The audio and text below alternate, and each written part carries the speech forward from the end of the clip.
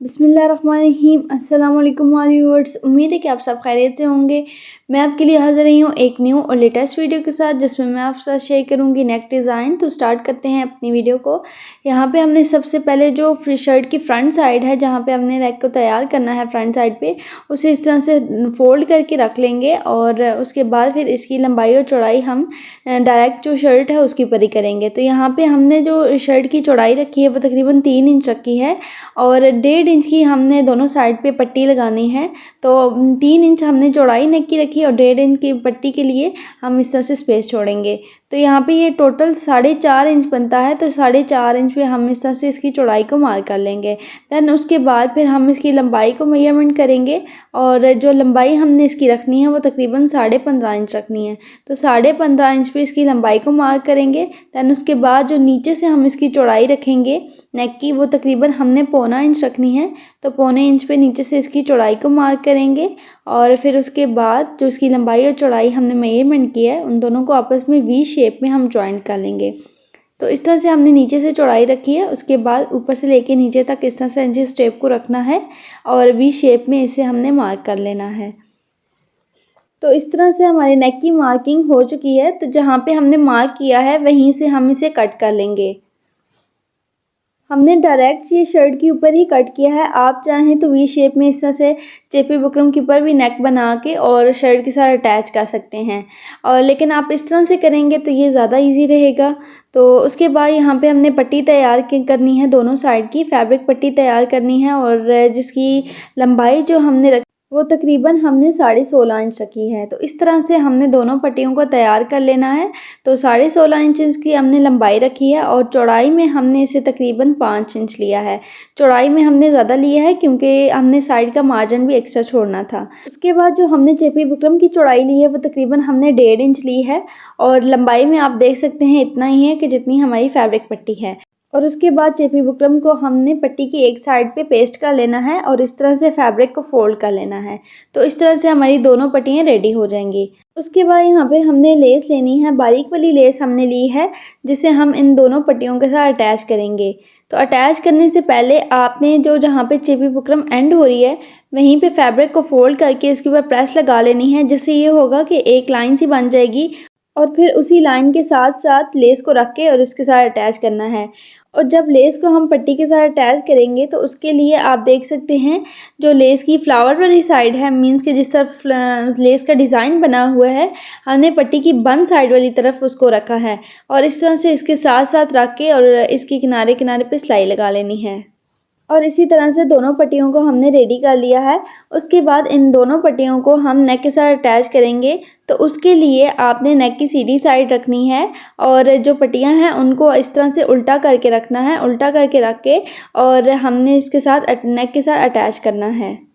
और जब पट्टी को आप नेक के साथ अटैच करेंगे तो जो उसकी खुले वाली साइड है वहाँ से आपने अटैच करना है, बंद वाली साइड दूसरी तरफ रखनी है और जो इसकी खुले वाली साइड है उसे इस तरह से रखना है।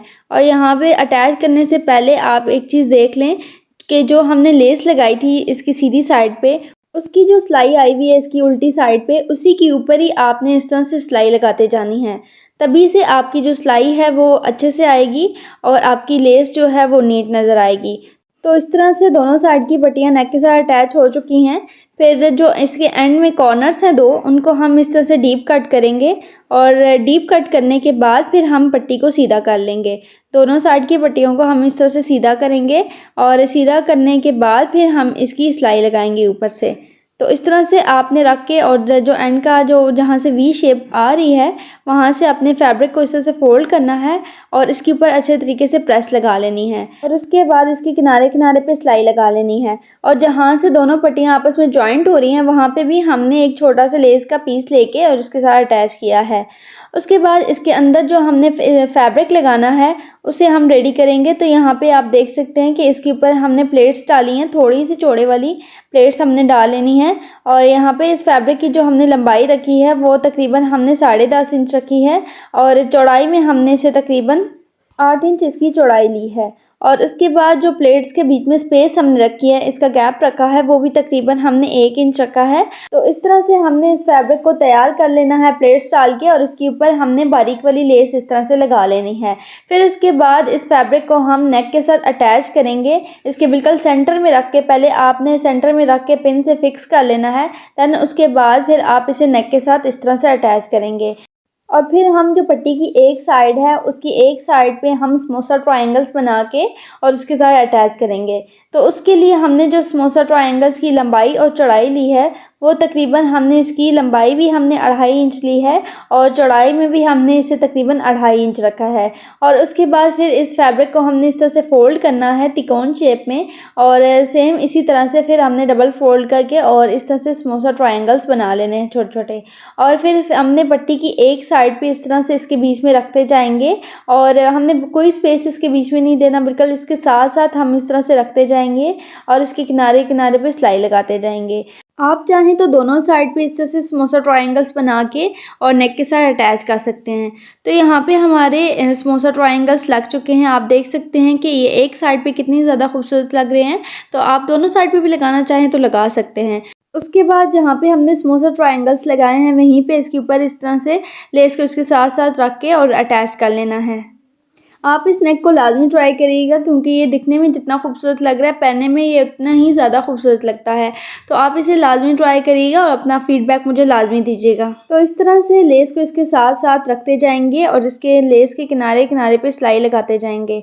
तो हमारी लेस इसके साथ अटैच हो चुकी। उसके बाद यहाँ पे हमने डबल लेस अटैच करनी थी इसकी साइड पे।